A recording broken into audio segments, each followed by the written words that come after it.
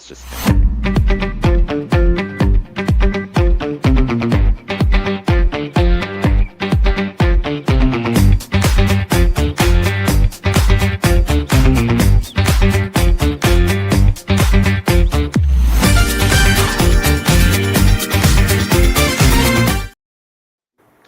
Ladies and gentlemen, boys and girls, we are here live on another lovely Monday, June 2nd. Is it crazy to think that we're already in June, isn't it? Like, it seems like it was just the holidays, December and January, and now here we are in June already.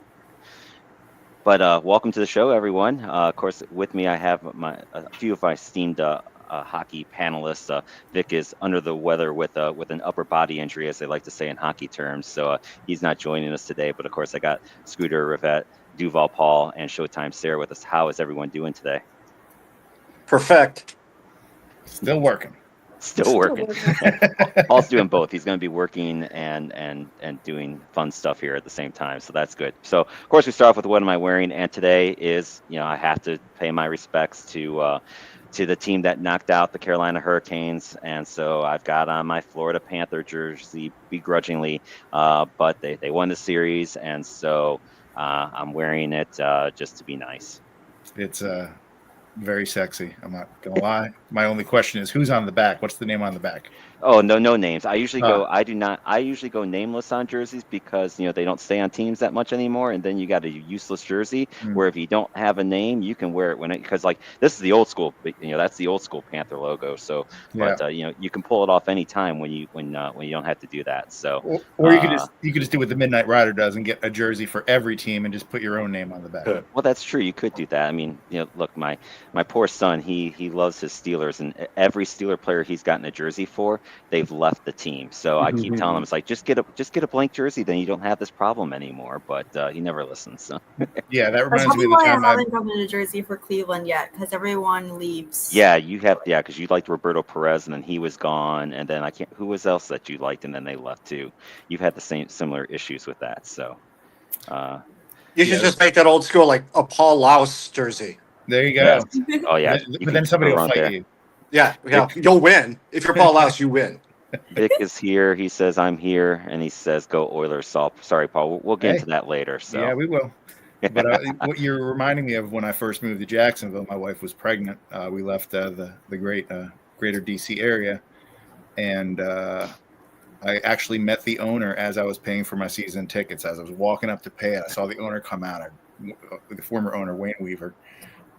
And I said, oh my God, so great to meet you. And he noted my shirt, my jersey. It was a brand new jersey for the rookie that we had just drafted. That I know that I want to say Ron Jaworski was very, very high on.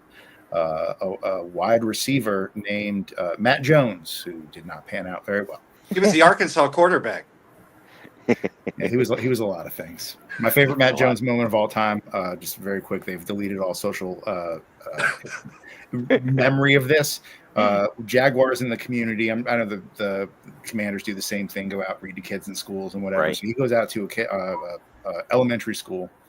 He's reading like kids' books. His outfit, he's wearing flip-flops, gym shorts, a wife beater. That's it. Oh, that's a good. That's a nice outfit right there. All right, well, let's move on to something here. So let's get into. Look, the guys on tomorrow night's show, they'll dive into the NBA Finals. We're here to dive into the hockey finals for you, but we will still at least cover it. The NBA Finals are set. Indiana defeated the New York Knicks 4-2. OKC takes down Minnesota 4-1. A couple quick little stats. Indiana has never won the NBA championship before.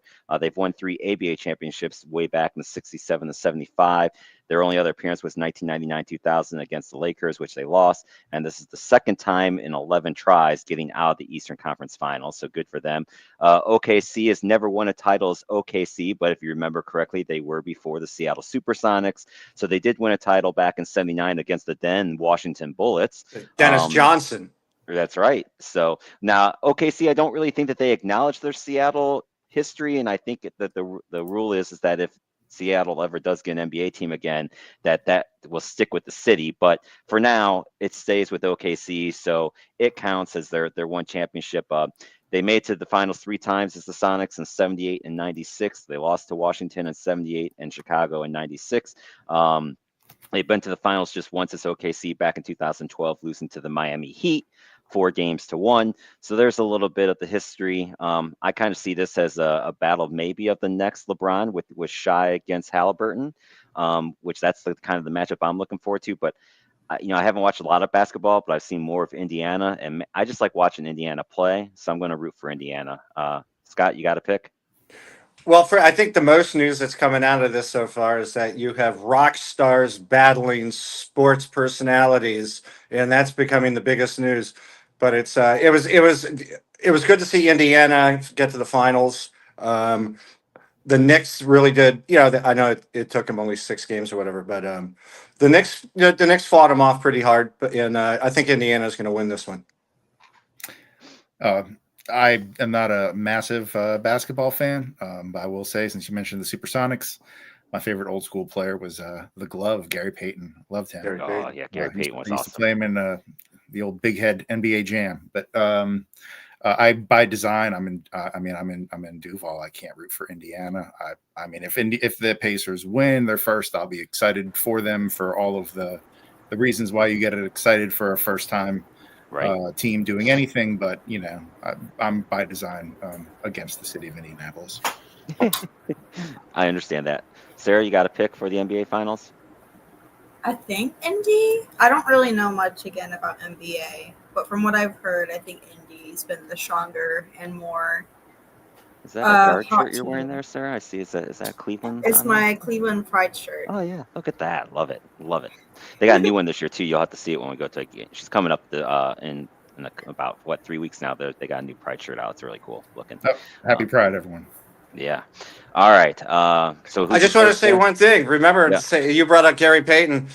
Gary Payton's boy, my friend, Vin Baker, University of Hartford's second greatest athlete to come out of that school. Go Hawks. 508 for our first Hartford reference. We've officially made it a show. So there we go. I like it. Let's roll. Vic's got the Pacers, but thinks OKC wins. I think that's kind of how I am. I want the Pacers to win, but I think OKC is going to win. But, you never know how that's going to play out. But I don't disagree with that there either. So, okay, our next little topic here. The guys got into this a little bit yesterday, and they've always said that they are going to hit this, and then they never do. But I thought, damn it, I want to hit it. So, and as we kind of get towards where we've only got the hockey finals to talk about, I thought this would be a good time to get it in. So what we're going to do is we're going to do our top 5 play-by-play voices of all time. They can be from any sport. They can be from any era. And they can be radio, they can be TV guys, they can be whatever you want. And then we'll just go, I'll say number 5, and then everyone will get their 5, and then we'll go 4, 3, 2, 1, etc. I do want to real quickly, these are my honorable mentions because, man, going down to 5 was really hard for me. So my honorable mentions are Ernie Harwell, radio, old voice from Detroit Tigers. Just that's what I grew up on as a young kid. His favorite saying was, somebody would watch strike 3, and he'd say, he stood at the side of the road by the edge of the house and watched it go by. I'm like, just one of my favorite radio looking strike 3 calls of all time. Joe and Jack Buck both get honorable mention. I think Joe Buck gets a lot of grief, but I love hearing him call games, especially baseball. I think he still does a great job. And his dad, Jack, was one, the legendary one. Of course, with the Kirk Gibson home run where he hits it and he's going around and he says, I can't believe what I just saw. One of the great calls of all time. So those are and of course, Al Michaels with the Miracle on Ice gets an honorable mention, and he does a lot of great, football calls and stuff too. But the Do You Believe in Miracles? Yes, is still my greatest call of all time. And I do love listening to Al call a game. But those are my honorable mentions. Do you guys have any honorable mentions you want to throw out? Anybody on the Canes broadcast? That's really all I know right now. I just found know out they're about not the greatest, but I like Mike. He does a good job.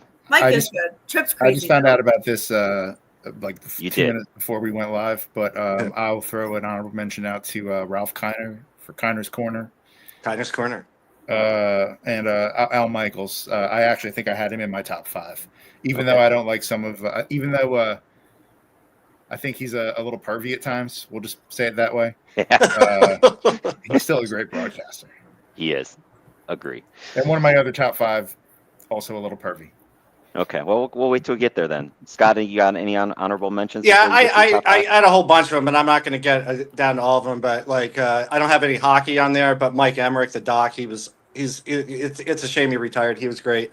Dick Enberg, one of my favorite guys of all Oh, time. Dick's a good I one mean, too. Yeah. Dick was there when the Mariners faced the Angels back in the day when Reggie was about to kill the Queen. So he was up there in the broadcast booth as well. So those are just a few. Good honorable mentions indeed. Vic's chiming in. He says, "Oh Lord, my brain ain't working good enough for this right now, but I got John Forsland in my top 5 somewhere." LOL. So that's kind of funny. So, all right. So here we go. So Okay, number. just to beat John Forsland, Chuck Caton. There you go. Well, yeah, Chuck Hayton on the radio side. Nothing wrong with that either. So, And all right. another So we'll go honorable with mention. I'll give some flowers to Steve Levy. Steve Levy. Oh yeah, that's good. Yeah, he does do a good job. I agree. Although it's I used to see him at Whaler games all the time. His Oh, really? hockey. Hartford? Yeah. Yeah. Well, yeah. Like Yeah, 'cause ESPN. he was back, from the ESPN days, until they moved. Yeah, Used absolutely. to see all those guys there. Yep. All right, so number 5. Sarah, do you have a number 5? Did you do any Do ratings or YouTubers count? Hmm? Do YouTubers count? Because like with football, I watch a lot of like preview, like a lot of like post game. This is if they do play-by-play, you can count them. I don't know if they like. Well, then throw them out I mean, there. they'll do like live streams, but I don't know if that's like. It's your list. This is new you throw 'em generation out stuff. there. Go for it. Yeah, go for it. Yeah, Okay. yeah. Okay. Number 5, I would probably say. So I watched someone called Brandon Perna. I don't know if you heard of them. They're a Broncos fan, but they have a lot of they do a lot of week ratings, and they're very, very. It's a very funny, but obviously it's about football, but no. So I would say what they put out with their content is very entertaining. Because they do give a lot of huge perspective, and they kind of just say it as it is. I think each week they'll curse a team with a wheel. They spin a wheel and curse a team. It's kind of funny. Oh but... yeah, they cursed us. Thanks. Oh, did they curse Florida State or no? They cursed the Jaguars. I think it was. I'm not positive. I can't remember what it was, but it might have been the game that Al Shair threw his elbow through Trevor Lawrence's head. I can't remember what it was. Yeah, I remember that. Yeah, but they did curse the Jags and F those guys. All right, Paul, who's your number 5? I'll put Al Michaels there. I think there's some other guys that I have. Oh no, I said Al Michaels is my honorable mention. I'll put another pervy guy. I'll put Marv Albert. Marv Albert. Well, yes, he was, but he was from downtown. Yes, he's the biter. Yeah. Yeah. Who you got number 5, Scoot? Okay, well, joining Dick Enberg, however, this is number 5. He was also in the booth during that famous game when Reggie tried to kill the Queen. Kurt Gowdy, famous Major League Baseball broadcaster, also did NFL, AFL, NBA, NCAA basketball, the Olympics. And he was actually, he broadcasted, he did play-by-play during Super Bowl III with Joe Namath, and he was also there with Hank Aaron, hit 715. Very, very nice call. I like that one. My number 5 is John Miller, the great voice from ESPN Sunday Night Baseball. Did the O's for way back when, and he's still doing the Giants on radio from 1997. Since 1997, he's still doing the Giants. He's just one of those great radio baseball voices that you can just listen up to. And him with Joe Morgan on ESPN back in the day on Sunday Night Baseball was always classic, good stuff. So John Morgan is my number 5. John Miller. Now I had Joe Morgan in there. Ben, I think Ben is playing along. He's got Vern Lundquist. So I'm going to assume that's his number 5 there. Who the hell is Happy Gilmore? Right. Vic says Showtime Sarah rankings. Let's go. I'm on Dayquil and NyQuil last night. And I didn't even know if he's coming or going. Vic's feeling good right now. So there we go. Have a shot of vodka. Yes, exactly. So, all right. So let's go with number 4. Sarah, who's your number 4? I put down Jack Edwards. Jack Edwards. Now that's interesting because he's the old Boston Bruins announcer who I kind of find to be a douchebag. So he's up in Nesson, isn't he? Yes, I think. Well, he was, and he stopped doing. I think he stopped last year. So you still like the Jack Edwards call? I mean, he's still super popular. I think you just kind of hate him because Yeah, if my top 5 sports personalities hate list, he definitely would be in there for sure. So that's, but And here, that's Another a show topic for later. another show. Yes, right, Sarah's exactly. I think Sarah's reinforcing the myth that girls are into douchebags. All right, dude, I'm not gonna touch that because that'd be bad. So, Paul, what you got it for? A guy that a lot of people didn't like, and at first I was kind of cringe a little bit, but the more I listened to him, I kind of like fell in love. And again, I just found out about this list right before we started, but I put good old Myron Cope. Myron Cope, okay. Oh, the Steelers? Yeah, I Terrible did like towel. And W. if I did hear him on the on the radio, I always gave it a listen. I didn't mind him, so that's a good pull. I like that one. I just like the way he used to tell stories, man, and like that's how a lot of it is. I mean, in baseball, you kind of have to tell stories, but like in football, when you can weave stories, like some of those guys did, I just really found him entertaining. Agree. I like. He's responsible for the terrible towel. He is. Yeah, correct. We've done lots of damage to that towel. Scooter, who do you got it for?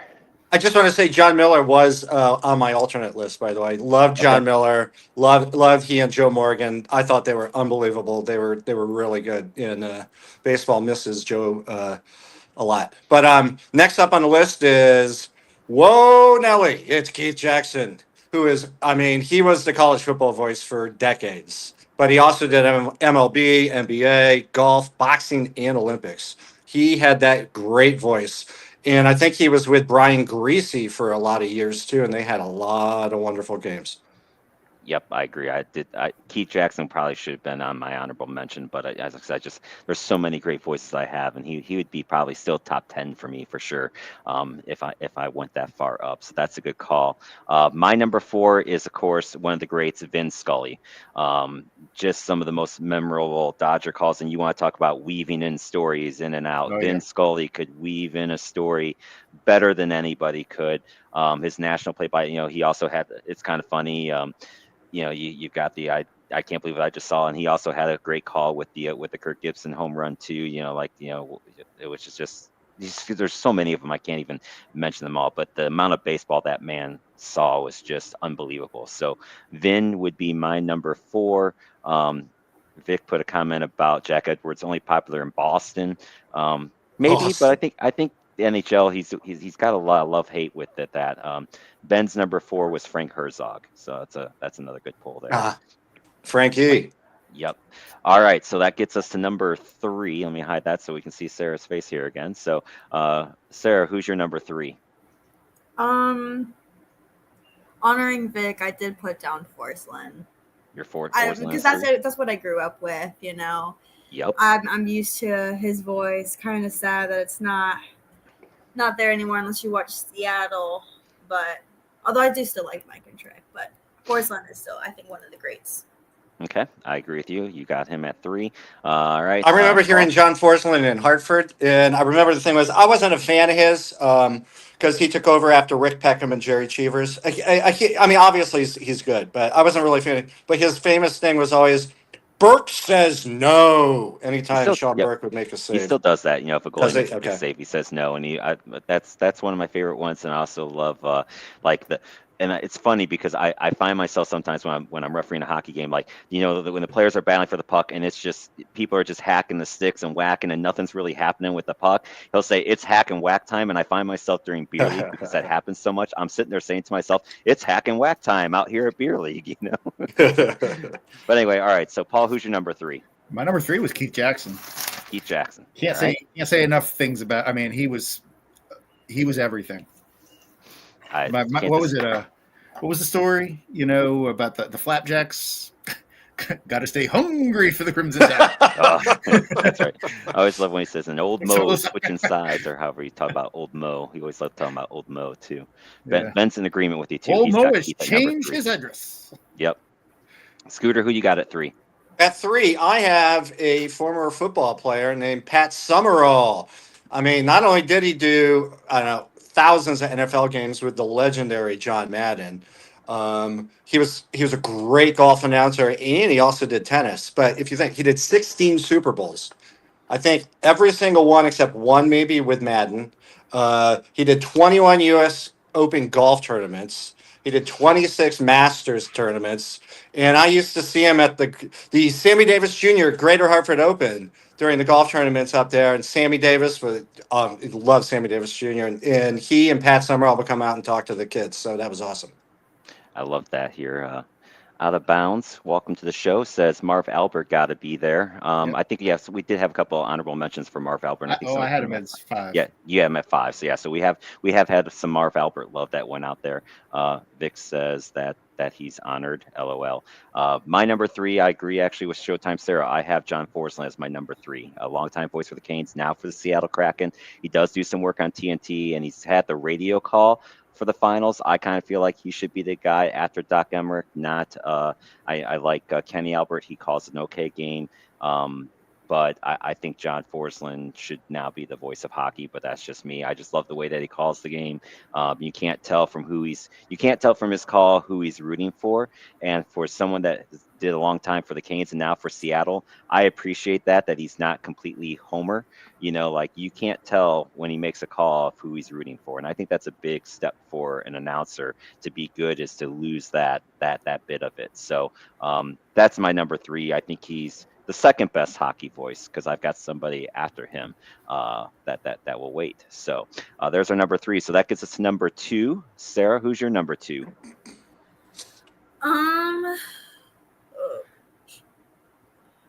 I was gonna put down Pierre just to see if you would react badly. Pierre? Well, McGuire. But it's not. Pierre real. McGuire. Okay, that was a joke. Okay, good. Yeah. Joke. Yeah. The weasel, as I call Pierre McGuire, the weasel. But no, so I put down Elliot Friedman.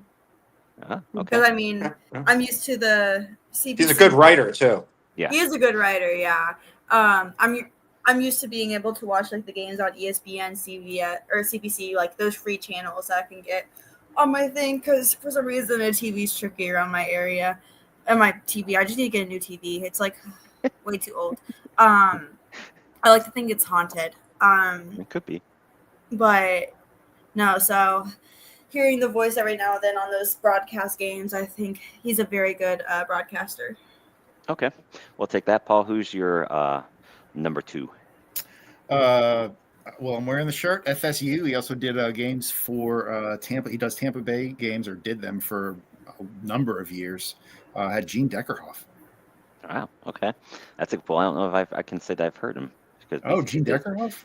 He was the voice of Florida State for basically since they got. I don't want to say since they got Bowden. But he was there for probably 30 years. So on clips, when I see Florida State and it's a Florida State call, that's him that I'm hearing. He was like the in-game announcer, and he was the stadium announcer, and he called the Bucks games. Wow. I want to say he also may have done some of the Tampa Bay Ray games. Okay.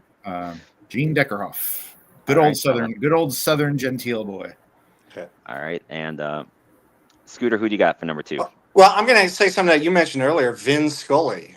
He was obviously, another great Major League Baseball announcer. But he definitely did NFL games. He did golf. The dude worked with the Dodgers until he was 89 years old. And he was good until he was 89 years old. He just had, it was time for him to retire. And we lost him a few years ago, unfortunately.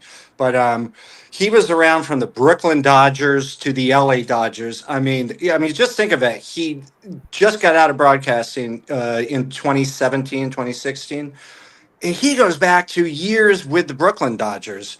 You got to look at some of these photos with him. He's got photos where he's running with Jackie Robinson. Jackie was his good friend. It's just the stories that he had. It's just unbelievable, the history of him. I can't disagree with that either, with having him there. I almost put flip-flop John and Vin. I almost put Vin 3, but it's just I admit John Forsland's a little bit more of a homer pick for me too. So I will gladly admit that too. Vic says, I blame the weather for your TV. Sorry, meteorology joke. Ben's number 3.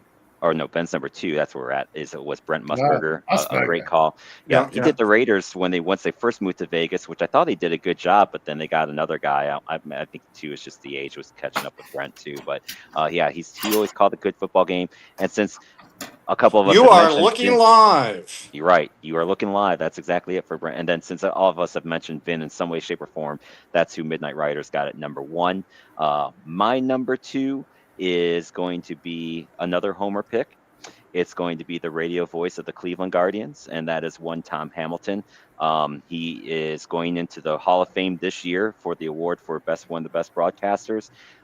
Basically, with Tom Hamilton is the voice of Cleveland Guardians baseball since he took over for Herb Score, and the way that you know that he calls a good game is anytime if a Guards player hits a big home run, the first thing everyone does is get to their phone, find the Twitter feed so they can hear the call, because his home run calls are just legendary. His famous saying is "Cleveland, you will have an October to remember." Obviously, his greatest call is unfortunately one that did not lead ultimately to a World Series. It's when Rajai Davis hit the home run to tie up Game 7.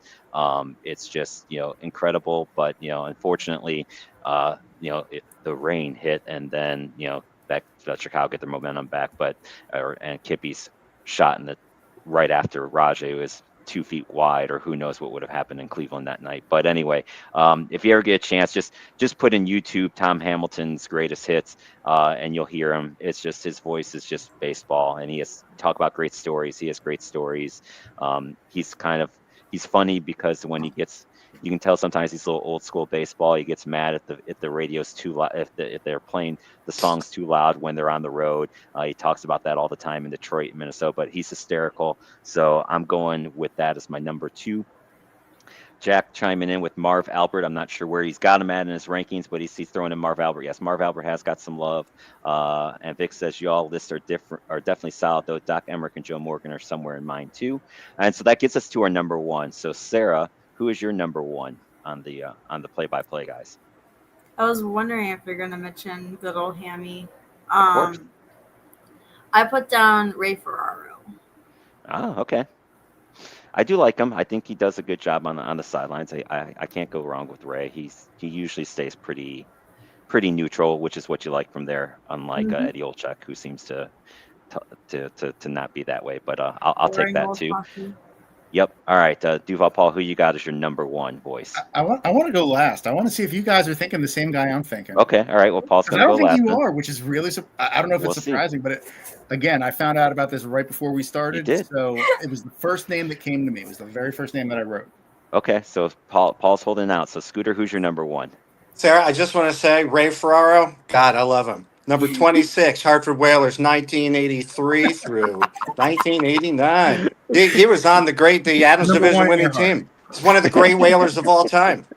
Probably they should put his number up there at the Hartford Civic Center. If Midnight Rider was betting the over/under on Hartford mentions today, the over would be hitting it today. Yeah, you got to start that. You got a few of them today. All right, Scooter, what do you got? Who's your number 1? Well, do you believe in miracles? Yes. I got Al Michaels. I know that might be a little high for some people, but that's okay. Dude did NFL, Major League Baseball, NBA. He did the NHL. Obviously, we know he did the Olympics. You know he did horse racing? He did horse racing, and he's one of the great boxing announcers of all time. He was really good at boxing. One of the great things, I mean, he's done everything. But one of the great things I think he did in his career was in 1989 during the World Series, which is the year after the Kirk Gibson game. The big earthquake occurred right before San Francisco took on Oakland in San Francisco at Candlestick. And he went straight into getting ready for a game he became the voice of the earthquake coverage on ABC that night. Right, he did, yeah. And it was unbelievable. He went straight to journalism mode, and he was unbelievable. He kept everyone sane for hours. Yep. And America owes him a credit for that. But I think he's the best. And if you watch the Brett Favre documentary, you know that he is responsible for the statement about Jen Sturger? Yes, the Jets. About when she was at the FSU game, she literally spilled a beer on her shirt, and she's like, well, screw it, I've got a bikini top. So she went to the game in the bikini top with the cowgirl hat, and he said, they zoomed in on her, and he said, 50,000 young men just applied to Florida State. Oh God, yeah, I forgot about that line. That is a great line. And that's what started her career in Maxim, Playboy. I mean, Yeah. Good stuff. she had And she had Al the most Michaels read has been article. I don't know about recently, but he was a longtime guest on the Howard Stern radio show as well. So. Yeah, he still is. He still is. He Is he? comes out Okay. once a year. Yep. All right, Yeah, who's and your number just one, interviews from. Matty? All right, so my number one, of course, I'm going hockey, and it is the legendary Doc Emmerich. There's no other voice better for hockey. Like, if I got a Stanley Cup Game 7, I want Doc Emmerich calling that Game 7 every single year. He did it from '86 through until 2020 when he retired.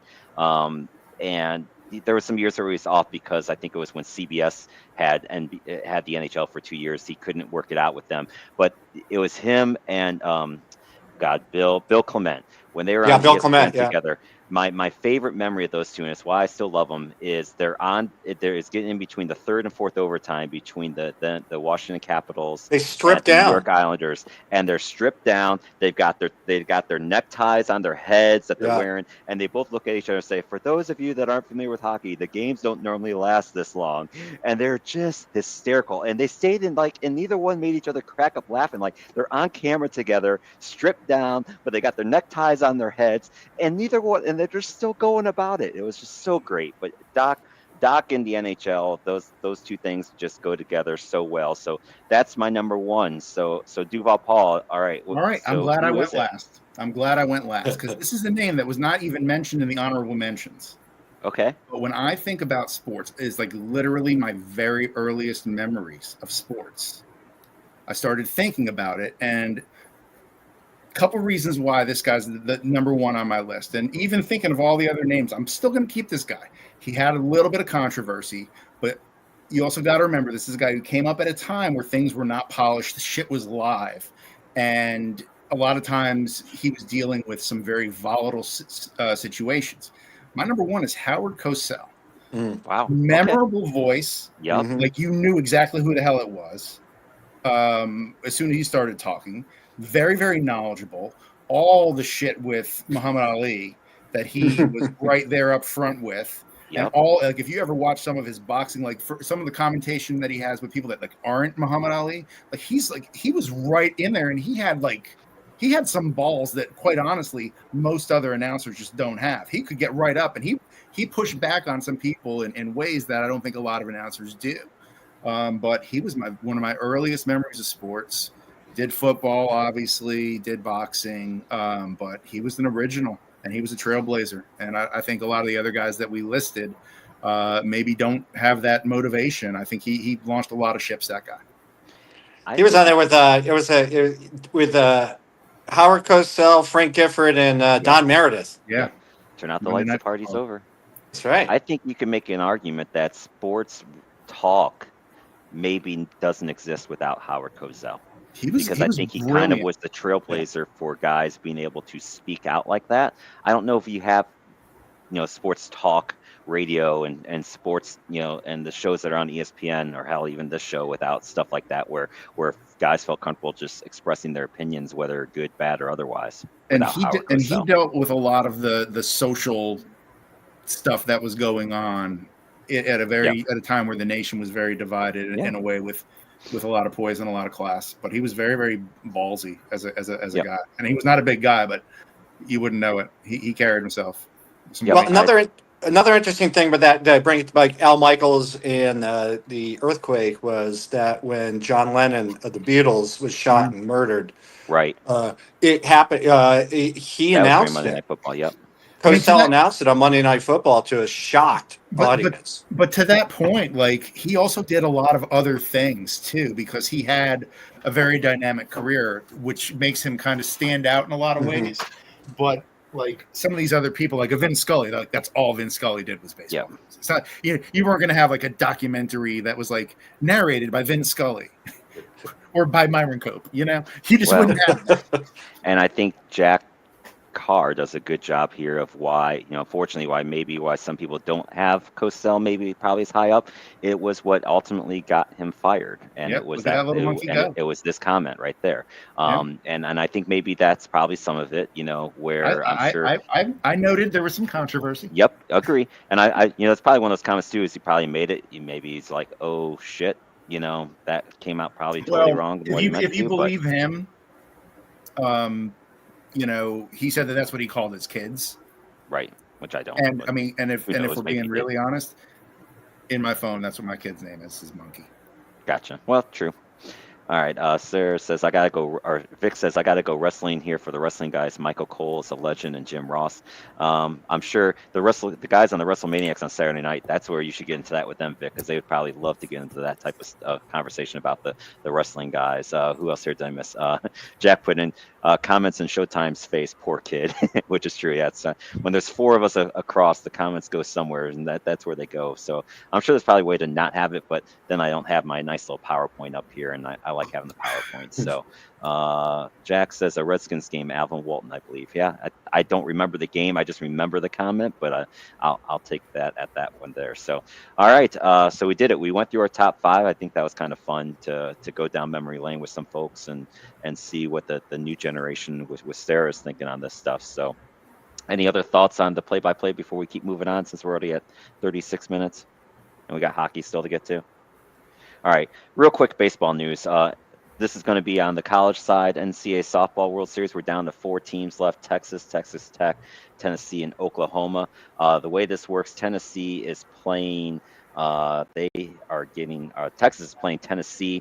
If Tennessee beats.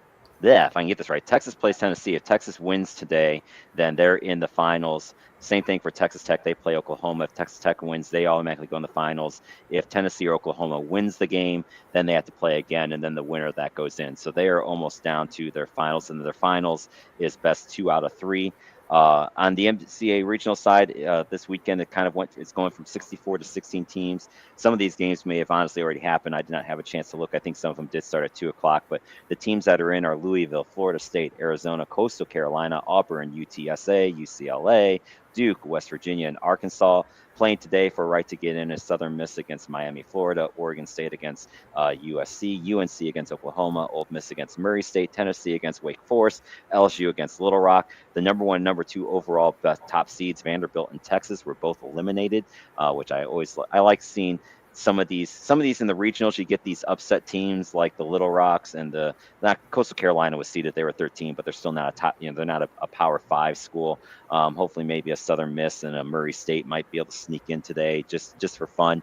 Then they go into the super regionals, which the 16 teams will play each other. The top 8 teams get to host, and that's basically a best 2 out of 3 to get into the College World Series. Anyone got any college baseball thoughts? Yeah, FSU advanced just yesterday. Link Jarrett got ejected in the first inning. They got down 2-0 early on. Wes Mendez, fought through the game and held them off till the 8th inning. They tied it up 2-2. The 9th, FSU goes up 5-2 was the final. But they advanced to the super regional. Most appearances in the College World Series. Well, they got to get there. If they get there, it'll be advancing to the most. Adding to the most College World Series appearances without having won one, of course. Right. Vic gives us a live update on one of the games. UNC is beating Oklahoma 8-3 in the 8th. So thank you, Vic, for that. Yeah. That game's on TV right now. Yeah. Any other thoughts out there, guys, on the baseball stuff or softball? You mentioned Vandy and Texas losing. That's the second time ever since they started this whole these super regionals and all this since 1999. It's the second time ever the 1-2 seeds were eliminated in the regionals. I love it. Yep. Upset city, baby. Let's go. Good for Florida State. Gotta love it. All right, so it's time to drive to the net, and our Finally. first segment is a special one. Has Showtime Sarah's made her appearances on the show. Midnight Rider always comments that she comes across as lovable and everything, but then she'll immediately come out with a player or two that she hates. So this is a special for Midnight Strikes edition for Showtime Sarah to give her top 5 listings of players that she hates. Now, she's the only one that's going to give her top 5, and then we can comment off of her top 5 and see if we're in agreement with these players being players to hate or not. So Showtime Sarah, just go ahead and run through them. Give us number 5, 4, 3, 2, and 1. No comments. Just go straight for it. Well, you can, if you have a quick comment, go ahead and get the comment too. That's Okay. what makes it fun. Some honorable mentions. Tom Wilson, Okay.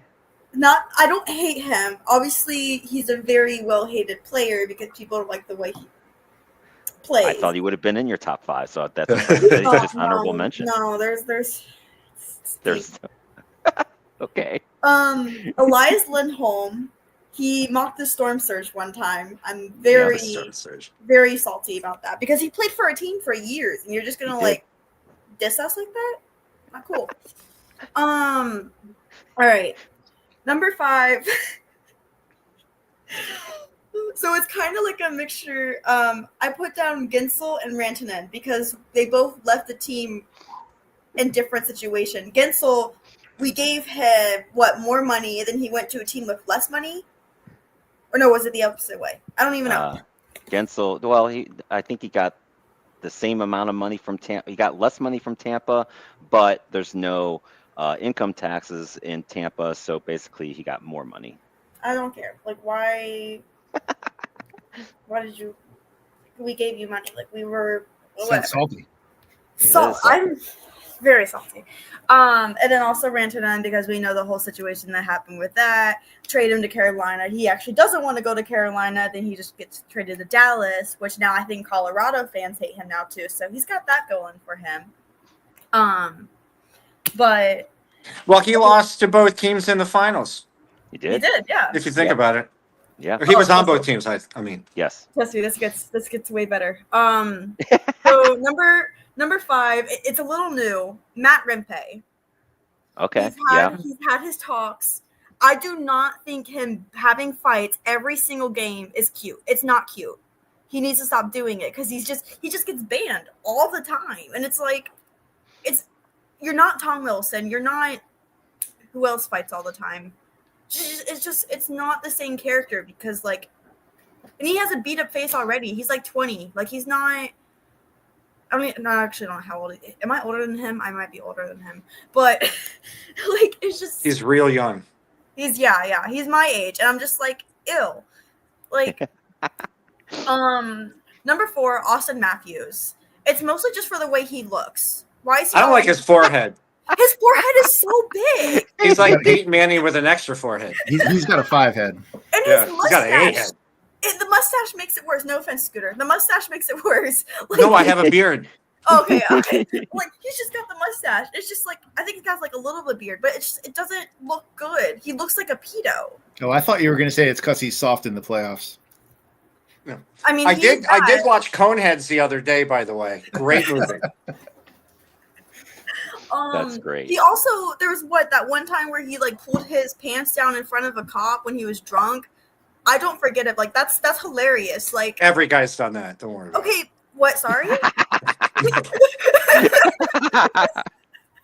Oh boy, we're going to take a quick detour here. I can tell you shit. What happened? Is there something you guys need to tell me?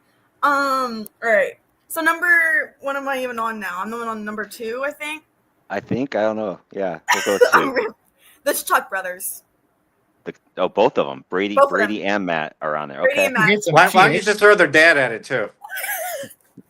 Yo, she didn't see the dad play. So. I wasn't a big fan of Keith Kachuk. He's one mean mother, but yeah. Quite honestly, I'm not. I could take or leave Brady, but Matthew, that's my boy. I like Matty a little bit more than Brady. No, I can't stand Brady. I like Matthew a little bit more, but it's maybe by my fingernail. It's not. It's not much. It's because he's got the cup. It's probably because he has the cup, and he's not as annoying as his brother because I think he's a little bit more mature. Number 1, Eric Holla. Yeah, I knew. Okay, go and get the backstory so everyone can know why. Basically, he left. Obviously, he played for Carolina. Thing is, the Carolina community really accepted him. My dad can say this. I painted a whole picture when he and his wife had a miscarriage. I'm pretty sure Eric Holla liked that picture. I don't know. It got appreciated by somebody. So. Yeah. But we supported him so much, and he leaves, and then he just starts dissing us. A lot of it's just about just dissing after leaving Carolina. It's just obviously because I have favoritism here, but What did he even say? He said something. It was something like, something about not being in Carolina. Then he had something like hate Canes or something like that he made a wristband for or something like that. But give the best stats, Sarah, since he's left and he talks his trash. What is his record in the playoffs against the Carolina Hurricanes? What is it? 0-4, 0-4, right? The last 2 years, when New Jersey didn't make it last year, but then they made it this year and we knocked him out. It is the 4 years that Eric Hollis made the playoffs, he's been eliminated by the Carolina Hurricanes. So he's got that going for him. It's basically like the Corey Perry of. I don't even know. It's like a second Corey Perry. This is a completely different stat that is just crazy. Although Corey Perry's had 3. Is it 3 opposing teams that he's had? Because he's lost. What was Corey Perry? Yes. Yeah, I think he's up to 3. Well, no, because he won. Well, we'll see what he does this year with Edmonton because he's back again this year. So, but he keeps. If he wins the cup this year, that would kind of be funny. So he can finally break that curse. I think he's going to be it's something like the first 40-year-old to play in the finals, and I don't know, Since some he's amount of time. Yeah, Something like that. Yeah. Oh my gosh. Scary. Vic says he talked bad about Rod as well. I'm pretty sure. I think you're correct. I think he did. Vic also put in here. Dallas fans hate him too already. I think probably talking about Moose since they just got eliminated. And Midnight Rider says yes, LOL. This is it. So he's very happy that this segment has happened. Yeah, I can't say. I kind of figured Holla would be up there for you. I still thought Tom Wilson might make your top 5. The Austin Matthews bit was hysterical. I just love it that you hate him because of his forehead. I mean, that's as good as reason as any to hate somebody. So I can't really argue. Forehead. Yeah, I can't really argue with that list at all. I was almost gonna put like. He comes from the planet Beldar. Yes. I was almost gonna put Boone Jenner in honorable mentions because I don't like his name. Because her name's her kid Boone. The farm family. Alex Killorn. Me and my best friend had made a joke that he looks like he eats children. Oh boy. We call him Child Eater whenever we see him. It's really bad, but like. Okay. No, since I know the Midnight Rider is watching, yes, I still have this. Oh my God, I remember that. Dude, I remember that. Wow. That's an old school. I haven't seen that in like 22 years. That is crazy. Stop implying that we're old. All right, so there we go. Well, thank you, Sarah, for that list. I know Midnight Rider's been wanting to hear it, so that was just for him. So we do special requests here on Drive Time. But real quick, minor league hockey updates. The ECHL is in their final. Toledo against Trace Rivers. Toledo defeated KC 4-1, and Trace defeated the 2-time defending champ Florida Everblades 4-2. Toledo won game 1 3-1. Game 2 there is tonight. That is a best of 7 series. And the AHL, Paul Duvall's Charlotte Checkers are on a roll. They are up 3-0 on Laval. They've won 7 in a row in the playoffs. So they've won the first. This kind of looks familiar to the Carolina, Florida stats. In the first 3 games, Charlotte has won them 15-4 against Laval. So they really haven't even been close. Milwaukee and Abbotsford had the first 2 games at home. They're up 2-0. Their next game is tonight. So that is the update real quick on the minor league hockey side as they are starting to wind down. This really isn't a move yet because it kind of came out this weekend that Boston was hiring Marco Strum, but it's not official yet. So I've got the question mark by it because maybe they're hiring them. Vic talking about Sarah's list. Let me put in this comment here real quick. Well, that escalated quickly yet again. Yeah, that did. That was fun. So maybe they have a move that, I don't know. It's hard to tell. They're still open seat with Seattle and Pittsburgh. And then I saw this weekend on a couple places, but it's yet to be confirmed by this team or anyone else really, is Torts going to the PAWHL because there was a link to him going to the Seattle I heard team. that was a joke. I know. I thought so too, but then like a couple people retweeted it that like I actually trust for Hockey News. So I don't know. That would be something. We'll see if that actually happens because if so, we'll definitely be talking about that here on Drive Time. Wait, did you see that somebody posted that Ovechkin was going to retire next season and then immediately got... It was the Caps. I think it was Monumental Sports. Yeah. They made an oops. Although I think People make mistakes. He is retiring. And I think, let's be honest, I think he is retiring after this year. I think this is going to Yeah, be it for him. it could be. Because he's always said that he wants to go back and finish with one season in the KHL. So Yeah. I think he's going to honor this contract, and I think that is going to be it for Ovi. And because I think he'll get to 900, I think he'll hit everything that he has. I mean, unless Washington is just set up for some type of crazy, real good success the following year, maybe he signs a 1-year deal. But yeah, I think he's going to be done. All right, Now so that Marco Sturm though thing, that's if that does go, he's going to be a good coach. I think he's I think so too. I've got a whole bunch of stats ready for him, but we'll wait till he's yeah, official. So maybe by yeah. next week he'll be official. But I can't. I think they said that there's now a second candidate, but they've not even named who the second candidate is. So it's weird. I don't know what's going on there. Maybe he'll be their coach. If so, I've got a lot of love for him ready to go. But I'll save the love until it's official. So Okay. all right. So let's get into the Stanley Cup Finals. Before we break down this matchup the way that we're going to. I thought this would be real quick. Like, what is it about the Stanley Cup that makes it so great? Now, I've kind of talked a little bit here just about some of the lore. It predates back to the NHL. You know, it was just a cup back in the late 1800s. Went to the top amateur team. The NHL didn't get their hands on it until 1947. Most of the pro players will not touch it if they've never won it. Every player in person for the winning team gets a day with the cup, which is cool. The rings that you see on here, not that you can see my hands, and I don't know that my cursor will show here or not on the screen. Maybe it'll show on this one. These rings is what everyone's names gets put on it. These move up, and then eventually the rings go to the Hockey Hall of Fame as they get retired. Was the trophy there when you went to the visit? Yes. Well, there's 3 different trophies. So you got the one. When I was there, all 3 of them were there. Yeah. No, And they you got had to a couple see the rings, out. which was pretty cool.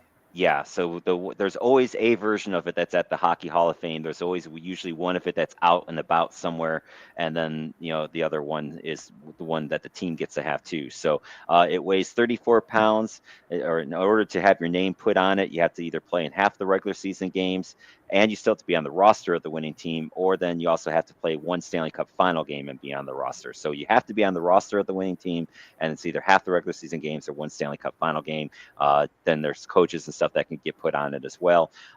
So that's some of the lore of it. Some of my favorite stories, because look, the best part about the Cup too is some of the stories that you hear when it goes out and about. Mess took it out clubbing one night in Edmonton, and it got damaged pretty bad. Chris Draper thought it'd be neat to get a picture of his daughter in it naked. Daughter decided to use it as a diaper instead. That's one of my favorite ones too. It doesn't float. We found out the hard way from Mario Lemieux and Patrick Roy taking it into pools and them having to fish it out. Rocket Richard chipped his 2 teeth trying to drink from it. Players have had their kids baptized in it. It's been dropped into a fire. Alex, I think didn't the Capitals dent it when they were skating it around the cup? If I remember correctly, wasn't the Capitals that put the dent in it? It was Denver. Denver, yeah. So that's our Colorado was the one that dented it. I knew it was somewhere around either one of those 2 teams that put the dent in it. Yeah, when they fell with it accidentally, the handoff did not go so well. So there's lots of great talk, around the cup. So those are just some of the reasons why I love the cup. We'll start with Scooter. What's special to you? Like, what makes the Stanley Cup like the best trophy in all of sports? Well, first, those stories are awesome. And there was one story from it was like in the 30s. Montreal Canadiens won it. So one morning, snowy morning in Quebec somewhere, a truck was driving by and they saw the Stanley Cup like tipped over on the side of the road because the Canadians got out to urinate during their party on a bus. And they brought it out there and they forgot about it. So there's like a lot of strange stories. Yeah, some of it may not be true, but they're out there. I just love the fact that as most sports, everyone will fight hard, but you find out at the end of the Stanley Cup, like, oh, so and so had a torn ACL, so and so had 3 broken ribs. It's like, well, what? So and so played with 3 parts of his jaw broken. I mean, this is insane what these guys do.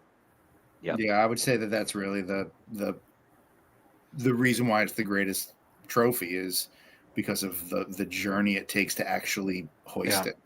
Yeah. 16 incredible wins. Sarah, you got any? It's history. That's just it. I mean, have we gotten you to seen the cup yet? I don't know if you've. It was Have we? there at Raleigh Stadium series. We didn't not- I didn't get not up up close to close. it, but we saw Yeah. it from afar. But Same I with guess I'll Columbus. take it. Yeah, one of these days we'll get through something where we get you there to see it up close, because it is something up close when you can look at the names and stuff and see it up close. So, all right, so there's the lore of the great trophy. So now let's get into our final. This will start on Wednesday night, Edmonton against Florida. I've got all kinds of fun stuff here for this Yeah, I one. need more pixels. This is a rematch, of course, of last year. Florida won in 7 games. It was a crazy series. Florida gets up 3-0. It looks like they're going to sweep, and Edmonton comes back with 3 straight. Those 3 straight wins kind of, I think, was what wins Connor McDavid the Conn Smythe Trophy, just for the way they came back in those. Florida wins game 7 on a 2-1. Sam Reinhart got the game winner with 15-11 gone in the second period, and no one else scores after that. In the regular season, Edmonton finished 3 points better. They will host in games 1, 2, 5, and 7. Games 3, 4, and 6 are in Florida.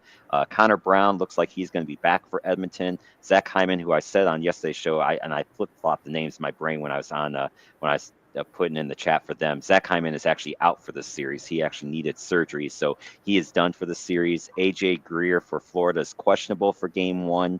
Eetu Lutzerainen should be back for game 1 when it sounds like he's going to be back because he did practice today. So those are some of the bigger injuries. I've got some other stats here that I want to share before then I'll let you guys get into who you're going to pick. This is the 12th Cup rematch. The last was 2008, 2009. Detroit beat Pittsburgh, and then Pittsburgh comes back to beat Detroit. It's only happened 5 times since the expansion area, and why I think that's the key cutoff is because before then there's only 6 teams, so you could have 2 teams go repeat because there's only 6 of them. So the chances of having repeat finals, was a little bit more often. So it's only happened 5 times since 68, 69. Overall, in those 5 times, the team it's 2-2. In the first 2 years, it was the team that won it, then won it again. But the last 2, of course, the Pittsburgh Detroit won, and then before that was the Islanders and Edmonton. When the Islanders won it for their 4th straight in a row, and then Edmonton won it for their first of 2 in a row. And of course, we all know Canada has not won the Cup since 1993. And this will be Edmonton's 3rd try at winning it. They lost to Carolina back in 2006 and, of course, last year. So that's kind of the lead into it. I've got some other numbers, but first I'll let you guys talk a little bit because I just rambled on there a lot. We'll say Paul for last because it's his team. So, Sarah, what do you got for the finals? I am genuinely like 50-50 on this series. I kept thinking other series is gonna go a completely different way. Like I thought Dallas would be against this, and that's when I could say that maybe Dallas would beat Florida. I think Florida definitely has a higher chance of getting their back-to-back completed. I'm trying to think of reasons. Oh, what am I rooting for? I usually try to root for players that I want to see win a cup. The only one I can really think for Edmonton is just Jeff Skinner. And then of course everybody on Florida has most likely already won a cup unless they got to the team last year, which I don't really know. Brad Marchand can get another cup. I mean, so that's all I can really think about for there. So I'm 50-50. I could see this game going anywhere, honestly. I'm trying to look at the days to think, okay, what am I doing that day so I can root for this in 6 or something. But I don't know. We'll see. I'm 50-50. I don't know where this is going. All right, Scooter, what do you got? Well, I'm going to be down in South Florida, Palm Beach County, at the end of this month, and I'm visiting my brother and family down there. And so I have this for them. If you can read that. So I may need to update this. Yeah, might need a back-to-back. Yeah, I might need to get another one. So, I mean, geez, I might have to throw that one right out. But the Panthers are pretty good. I mean, they got Bob. The whole team is just I talked like this about Rod Brindamore and the Carolina Hurricanes the last time, and I still picked Florida to win. The Panthers are good. Edmonton is good, of course, and it's fun that there's going to be a rematch. Maybe it does go 7, and who knows? But I think that the Panthers are going to win this one. All right, Paul, what do you got? I'm surprised you didn't mention it, but the Selke was awarded today. Barkov. Yep. Yeah, it went to Alexander Barkov. Number 2 in the voting was Sam Reinhart. And if you look down the list, the only person from Edmonton, and I looked down and I saw it, number 6 was Draisaitl. All the way down at 37 was Evan Rodriguez and Anton Lundell, but there were no other players that received votes from Edmonton in the top 37. Don't know if that means anything. As you know, I was a little scared because Dallas looked friggin' hot coming into the series. Ottinger looked really, really poised, and Edmonton pantsed them. You can make an argument that Edmonton kind of, got a little spooked in that first series, and then have just been on cruise control since. They've made it look easy. I don't want to downplay what they did to Dallas because, as you know, I'm on the record that Dallas, I think, looked pretty solid of all the teams that kind of going into this. You talk to some Edmonton fans, they'll act like it's like a guarantee, like, oh, this is our revenge tour. We've been planning this. The stage is set. Like you said at the top, Zach Hyman being out is huge. 35 career playoff goals, 27 playoff assists. I was getting very excited at how I saw the score kind of getting run up a little bit on Stu Skinner. So having Connor Brown back, that brings me a little bit more down to earth. To Scooter's point, I think that Florida just has so many weapons. They're scoring from everywhere. They're getting it from everywhere. If AJ Greer goes down, they've got, Nosek can come in. They've got Gadjevich on that fourth line. Or they could call up Jesper Bokvist and that guy hasn't played in 4 games. Oh, let me just come up and score a goal real quick. He was practicing with the team today in place of Greer. So the guys that weren't there last time, you got Seth Jones replacing Montour. You've got Nate Schmidt replacing Ekman Larson. I don't know that either of those guys have won a cup. I know Seth Jones is not. No, I don't think either have. But there's a Didn't couple. Schmidt win with Vegas? Oh, he actually did with. He left Washington after That went to Washington won. I Vegas. think it went to Right. Vegas and won That's there. right. I That's may be right. wrong. But I mean, he's been playing great. Outside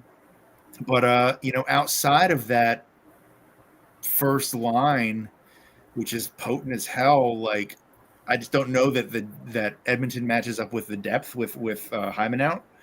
I mean, I know they've got other players. I know I know that there's plenty of other threats.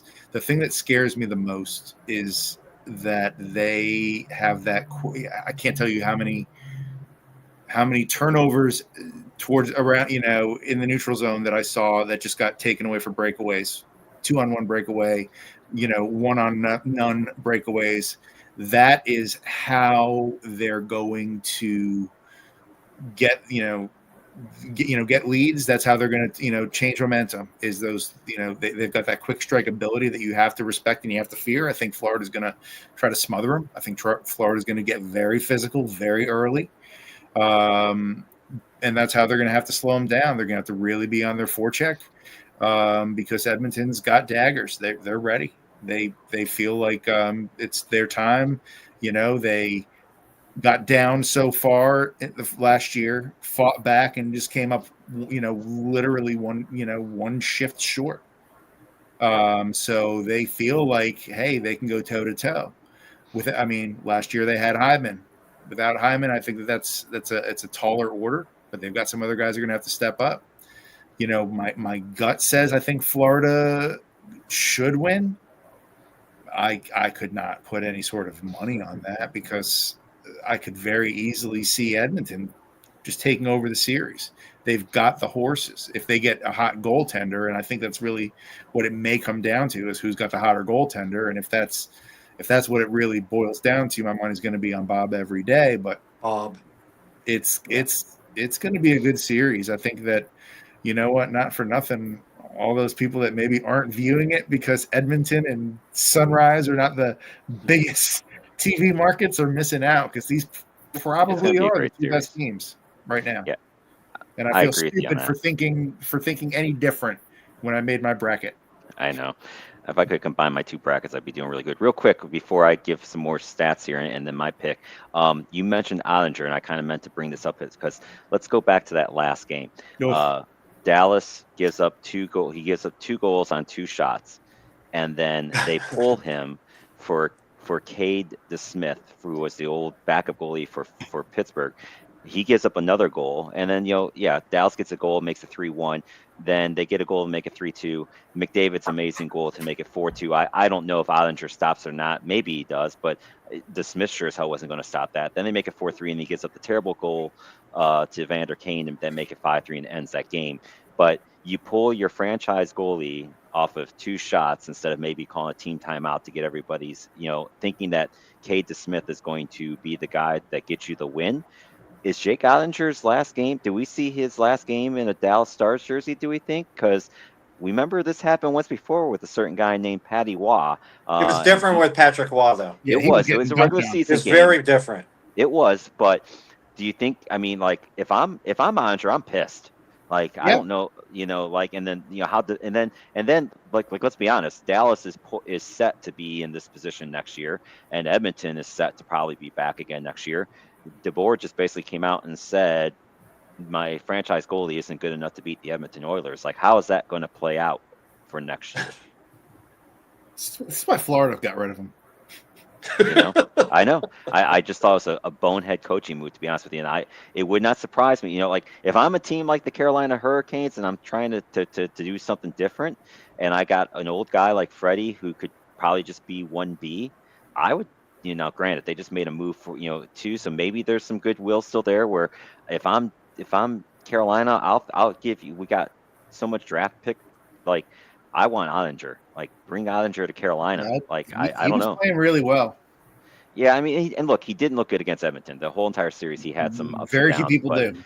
But that defense did not play good in front of him either. No. So I don't know. It's just something to throw out there because you said it. Like that was just weird to me. Couple quick comments. I think sometimes the coaches are trying to get a spark in.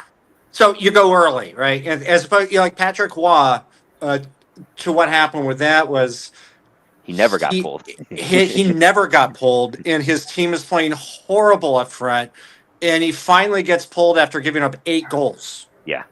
And so he goes to the coach. He goes, "This is the last game I'm ever suiting up for the Montreal Canadiens again." And that was the last game he ever. He said that on the bench as he walked into the locker room. I remember it. Yep, that was So good stuff. Ottinger, I think it was a little different kind of trying to get a spark going. I don't know if he needed a spark. Maybe they did. I don't know. Pete DeBoer has been in a lot of championship games. He's like the Andy Reid of the NFL previous to 4 years ago. Yeah, and Dallas and Carolina, they're often the bridesmaids in these conference finals, and neither one can get over the hump. Vic has the Oilers in 6, but if it goes 7, so I got the Panthers for the pressure on the Oilers being Canada's first cup since 93. I agree with that. His comment from when you're talking about Ovi, he says Ovi's coming to Carolina next year and wins the cup with Svechin and Shishkin, but they says that's the Dayquil talking, which is true. And the NyQuil. Yeah, the NyQuil, all of it's talking. So here's some fun little stats because ultimately, like you said, I agree with you, kind of, Paul. Here's where I think it's going to come down to. Bob is at a 2.11 save percentage, or a 2.11 goals against. 912 is the save percentage. Stuart Skinner's at 253. He has gotten up to 904. He was in the in the mid 800s for a lot of the playoffs. So he's been better as of late. Edmonton's averaging 4.606 goals a game. And Florida's averaging 3.88 goals a game. Florida's averaging giving up 2.29. Edmonton's at 2.81. So really, these things are even. And whenever Connor and Leon are 1-2 in scoring with 26 and 25 points. Ryan Nugent-Hopkins is at 18. The 3 tops for Florida are Barkov, Kachuk, and Bennett, and they're right there, 17, 16, and 16. And this is where I think it's going to get interesting because what do I always say most of these series comes down to? Special teams. So let's start with your officials. Your officials for the finals are Francis Chiron, Jean Hebert, Wes McCauley, and Chris Rooney. All vets. Francis and Jean are in their 3rd final. Chris is in his 8th final, and Wes is making his 11th final conference appearance. all four of these guys tend to let these guys play, especially when they get into the finals. They don't usually typically call a lot of power plays. If they're going to call penalty, you're going to see a lot of tic-tac stuff, maybe just to try to keep stuff down low.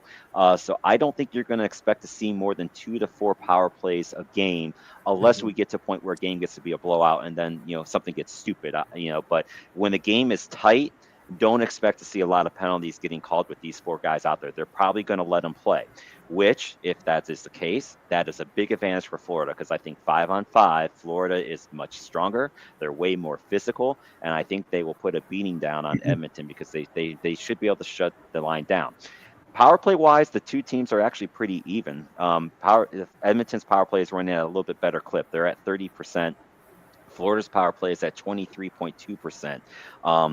The PK, though, is where the difference is. Florida's PK for the playoffs is 87.9%, and Edmonton's penalty kill is at 66%. So if Edmonton takes a lot of penalties, that may not be good. Edmonton's 12 of their 65 goals, they've scored on the power play. For Florida, 13 of their 66 goals have come on the power play. On the PK, though, Edmonton has given up 16 of their 45 goals allowed on the penalty kill, where Florida's only given up 7. So if this becomes even special teams, I think if it's Edmonton that's getting the power plays, that's good for them. If Florida is getting power plays and then the rest of it's 5-on-5, that may be another bad sign for Edmonton.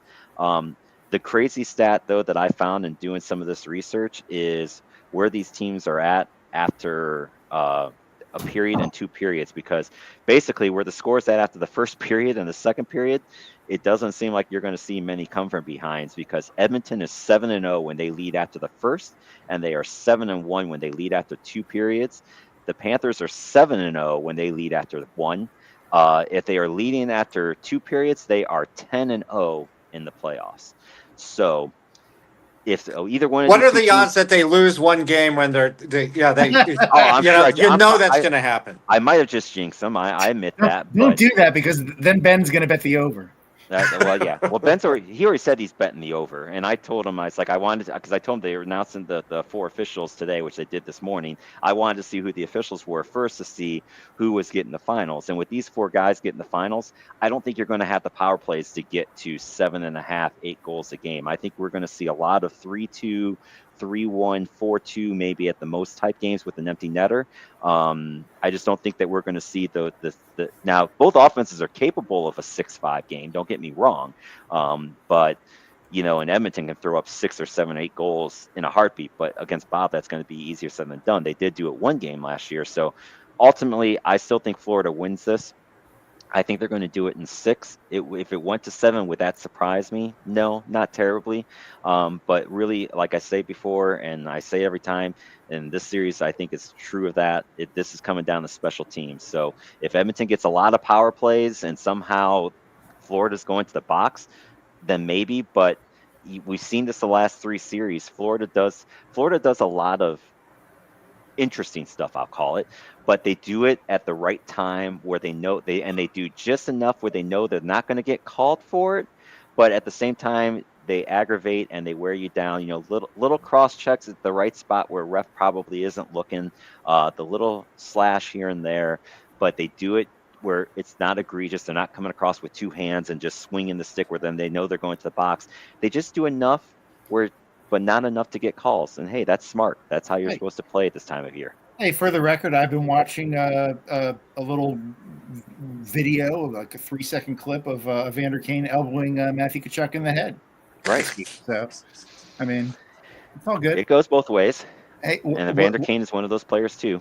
What I will say is there's 2 points I want to make really quickly. Number one, some people say, oh, it's going to be for Canada if Edmonton wins. And I can tell you without question, there are many Canadians who have visited Florida Panthers message boards saying, for the love of God, beat these people. I live in Calgary. There's no effing way I want to hear these sons of bitches say that they're Canada's team. So that any of that Canadian unity messaging is horse manure. Number 2, I do not know if this is going to play any factor. It may be a complete joke when it's all said and done. But just something to consider. All of the frigging pressure is on Edmonton. Yep. All That's of the kind of what pressure is Nick on said them. here. The pressure is on them to win the first, the first one with, McDavid and Draisaitl. That's like that's what it McDry have to win. That's all you hear. And if they don't win it, it's going to be like daggers to the heart. So they've got a lot of pressure. There's a lot of they just do. To their credit, I have never seen a team doing a playoff run have more mentions than the Florida Panthers about, man, I just keep telling the guys, you got to stop and enjoy this. Like, yeah, you got to put in the work, you got to do this, but man, you got to enjoy this. I think Pomo's got that team just really loose. Yep. And we play better on the road. We love making opposing. Went 3-0 in Carolina, and Carolina hadn't lost a home playoff game all up until then. So yeah. And I know from experience we can make the Rogers Center quiet as a church mouse. Yep. Kachuk just had the whole team do the Gaudreau walk. Yeah, the entire organization. Yeah. I was going to say that they did the 5K, the Gaudreau Brothers 5K. So the entire organization, they had photos of like literally everybody from the front office, the entire team, all the coaches, trainers, everybody did it. I got goosebumps when I saw that, because seeing how many, for those that may not know, and I know we talked about Johnny Hockey, who passed away last summer, and Team USA has always done a good job of having his jersey up. The family did a charity. And his brother. A 5K. Yeah, his brother passed away too. It's for both of them. His charity there, they did a charity 5K. Where was it at? I can't remember where it was even at. It was down in Florida somewhere, wasn't it? Or was it? Yeah, I'm guessing, because I think it was somewhere. But the amount of NHL Probably Boca folks that came out for that was something to see. There's a lot of support. A lot of the Columbus Blue Jackets came down there. A lot of people from teams that he hadn't even played on went down to support it. And that's what I think that's one of the other things I just still love about the NHL is the sense of community and the sport. Like when somebody goes down, the sport just is there. And not to say it doesn't happen in other sports. I know it does, but I don't know why. For whatever reason, it just seems like it happens more with hockey, or it's more noticeable for whatever reason.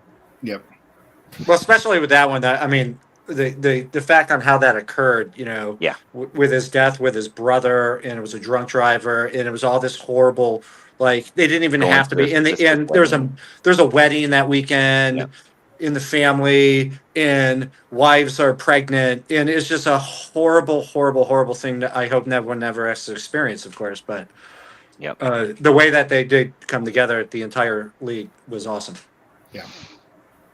All right. Well, there we go, folks. There's our breakdown of the Stanley Cup Finals. Sarah, you got anything else to add? No. Like, nope. I'll have to get my little orphan Annie decoder ring to figure out what the hell the game times are. They're all 8 o'clock. No, I'm just trying to read that. I know. I realize now, like on here, it's not quite that clear, like what it is on my screen. But they're all 8 o'clock starts. Yeah. Oh yeah. So, no rest for the weary. So why did I get ESPN Plus? They're supposed to have all these games for what's up? The regular season. Yeah. Then now you're on TNT. Baseball World Series. That's why. I'm not upset though that it's on TNT. I actually like Marv Albert a little bit better, or not Kenny Albert a little bit better, and the crew on TNT. And I like Jumanji. I'm kind of glad that I don't have to see Mark Messier and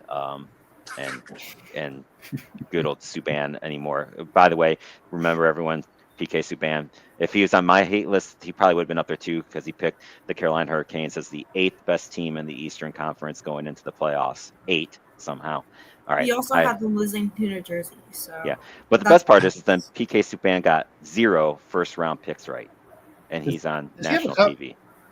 No, he does not, because Mark Messier, they brought the cup and Mark was touching it and lifting it up and stuff. And that's right. And PK wouldn't touch it. He would not touch it. So I'll give him credit for that. He did not touch it. All right, real quick, guys, down the road, obviously we'll get into the finals a little bit more as the season goes, but the NHL kind of end of season happens real quick. The season ends. The draft is like 4 days after the series goes there. The draft is like 4 days after that. I get all jacked up for the draft. I've been to 2 of them. Yep, and we're gonna break down. We're gonna start breaking down the draft. I think next show we'll start getting into some top prospects, and then NHL free agency starts July 1st.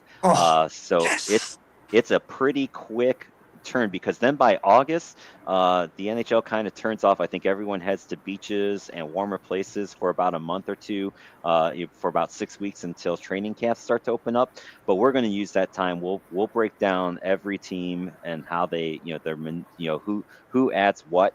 So Drive Time with this great crew is going to be your place for all hockey news as we get into the off season, as we wind down the regular season, and we will of course hit some baseball too, because it'll be getting towards the fun time of the year for baseball. So yeah, what we Sam got on Bennett, this shirt? You heard it here. Sam Bennett is going to be he's going to score 20 goals in the Stanley Cup Finals and get $12.5 million a year from some team next year. Sounds good for Sam. He's gonna get paid. There's not a doubt in my mind. Because who is it? Bennett, and who else is a free agent from you guys? Is it? There's another one. I can't remember who it is. We've got most of them tied up. I know Bennett. Hey, you guys have so much cap space too. It's crazy. If Bennett, Unbelievable. I don't know that if there's any way that we can keep Bennett, we will, but I just don't know how the math is going to You guys add are up. over your cap, right? Yeah, the numbers. Zito's a friggin' wizard, but I don't know. I think I don't see how it's possible, but he'd have to take. He'd have to say, "Wow, the idea of being able to go for 3 with this group, yeah, that could be enticing." Would he maybe take 8, 9, 10 million? Don't be surprised. Don't be surprised. Heavens to Betsy if we go back to back. Don't be surprised if Zito and Pomo are kind of like on Bennett. Like, you really want to leave this? Throw a 1 or 2 year deal at them where they can still get decent money, but then have that chance to go for a 3-peat, and then they can still get paid after that whenever the run ends. I could see that maybe working for a team, for a general manager. The one question I'm going to see is he's been down for a few games. I'm curious to see if Samoskevich makes an appearance in the finals. Doesn't sound like it, but you never know. I don't know. The only one that they talked about coming back probably would be AJ. Was a career, he's just one of these guys that if he's staying fresh. If we need to call on him, I'm just curious if he's a little bit undersized, but he's not much different than Evan Rodriguez. I just don't know that, Evan Rodriguez is pretty. I don't think Samo's got that experience just yet. We'll see. Rodriguez is a good player. Oh, he's been stepping it up. He's a little fire plug. All right, real quick, this was a comment that Jack put in here. He hosts the passenger seat on Wednesdays. He's got 5-time state champion coach of Kent Island High School men's lacrosse team, Bob Woolley, won their 5th in a row 2 weeks ago. If you haven't listened to the passenger seat, he does it on Wednesday nights. He usually has a coach somewhere coming in with a lot of great insights on their experiences of coaching young kids to become better human beings, which is really I love the takes that they get, and they break down X's and O's for whatever sport they're covering too. But they do get into a lot more than just that, and how they deal with because a lot of them that he gets are like high school coaches on there, which I found to be very interesting. Of just listening to how you deal with not only the high school coaches but also high school parents. In today's athletic field of everyone thinking that little Johnny is going to make it to the NHL or the NBA or the NFL, and how you deal with those personalities. So that's coming up on Wednesday's show. The guys, of course, are coming up tomorrow as well for the Tuesday night flight. Sarah, any last thoughts before we say adios? I was not here last week. I don't know if the other family members told you. Our high school basketball coach passed away last Sunday. I saw Vic mention that in Facebook, but I did not mention on here, obviously. Yeah. Was he how? Because he wasn't that old, was he? He was 51. He's younger than you. Yeah. Was it cancer or was it just? It was some sort of health accident or something. I don't know what exactly happened, obviously, but yeah.